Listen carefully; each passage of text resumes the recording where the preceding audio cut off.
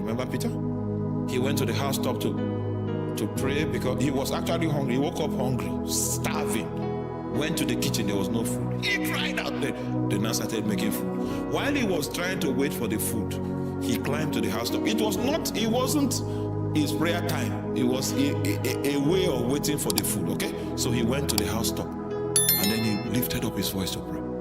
Unknown to him, in heaven, a meeting was held, and it was determined that it was time for the gospel to reach the Gentile world. And in that meeting, it was a popular opinion of all the elders in that meeting that the best man for the job was Peter. Meanwhile, he was here looking for food. They were patient with him. The moment he went to the housetop and he said, Jehovah! He fell into a trance. He saw all kinds of creatures lowered in a sheet. And God spoke to him, kill and eat. Do you know he knew it was the Lord? But he said, not so, Lord. That was why he did not fulfill that destiny. So I had studied those scriptures. So I knew that if I say no to Jesus, I know the consequence. It was not as if I liked what he was asking me to do, but I wanted to obey first and understand later. Nobody in my family loved what I was about to do because they know I was rich. I was very rich. Based on Nigerian standards, I was very rich. I could pay my salary of 1 year with my rent for 1 year. I could pay it with salary of 1 month. Half of my salary of 1 month can take care of my rent for the whole year. My salary of 1 month, I could walk into a car shop and pick a new car. Imagine what it would be if I become a manager. But Jesus said, your job expires the day your passport is. I heard that. And I turned in my resignation. They refused it. I said, no, you signed. When I obeyed and left and came back, the peace that flooded my heart was the same peace I had when I gave my life to Christ.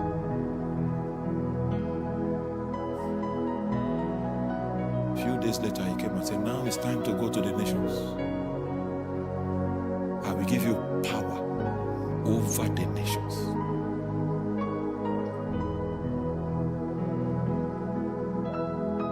I don't know whether it is, I know we are online. I would have shared some testimonies, but the people I'm talking about, presidents of nations, they are still in power. They will hear me. That's why I will not share those testimonies.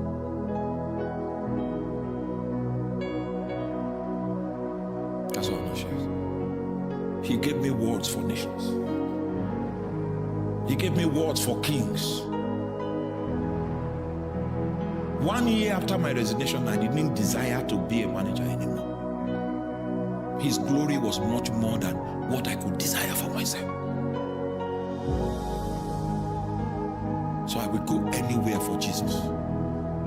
And the best way for me to die is to die for Jesus.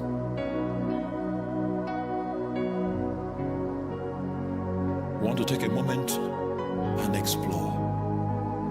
We are alive unto him.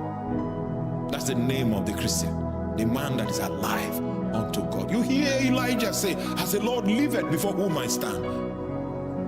He was alive unto God. His reality was in that statement.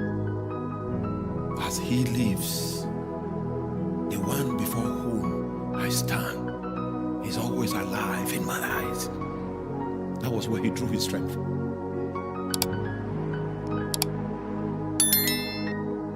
On the day of the exam, my name was already on the list because they had done it way before the exam day and they couldn't take it out because I resigned.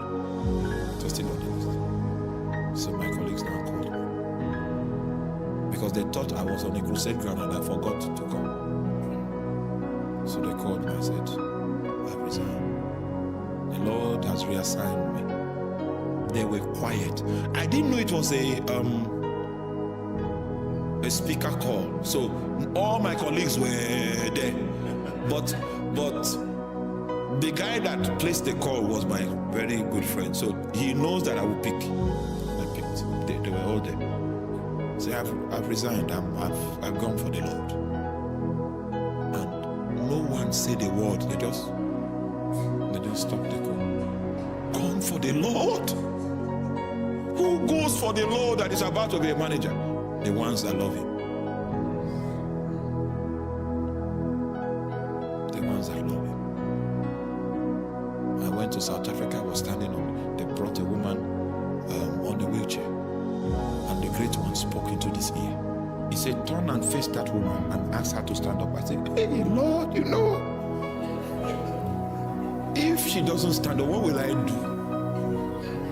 Then I moved away from her. I was started preaching this way. He said, you know what? You look at that woman and ask her to stand up. When it happened 3 times, I said, let me just obey you. The legs were dry. And I looked at the woman. I said, Jesus said, stand up and walk. She tried and she found strength. She tried, she found strength. She stood. And that's how she started. The daughter couldn't believe it. He followed the mother. It was beyond. And you know how what happened? Everywhere went wild. We could. And I was more surprised than the people shouted. Because I knew, I didn't even have faith for it. But it was no longer about my faith. It was a command he gave me. Turn and face that woman and ask her to stand up. And she began to walk in that meeting. Have you ever been on the pulpit and you wanted to cry? That would have been my own day. She began to walk. And when she began to walk, the faith of many people in the congregation was triggered and all kinds of healings began to break out. I've forgotten the number of souls we brought in that night. It was a spectacle. I went back to the room and I was asking God, what are you doing?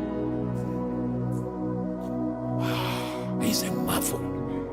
He is a marvel. If you can give him half a chance, he will show you that he is a marvel. He's a marvel. He's a marvel. We're going to take a moment of time and we're going to seek him out. We want to start with the understanding of the fact that we are alive unto him. This is the description of the life of a Christian. A man that is alive unto God. He can hear from God, receive direction from God, and order his life according to the leading of the Holy Spirit.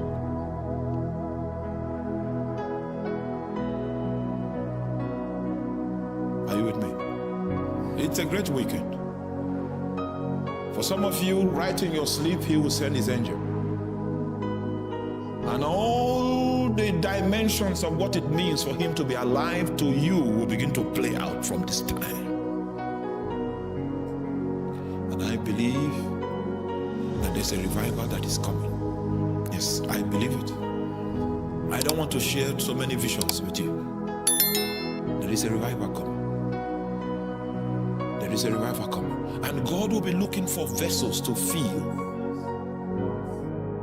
Because the need is going to be so great. The need of people that need to be saved. The need of people that need to be delivered from demonic influence. The need will be massive. The need will be great. And so God needs to fill the gap of missionary manpower so that he can affect the nation and affect the globe. And you will be his messenger.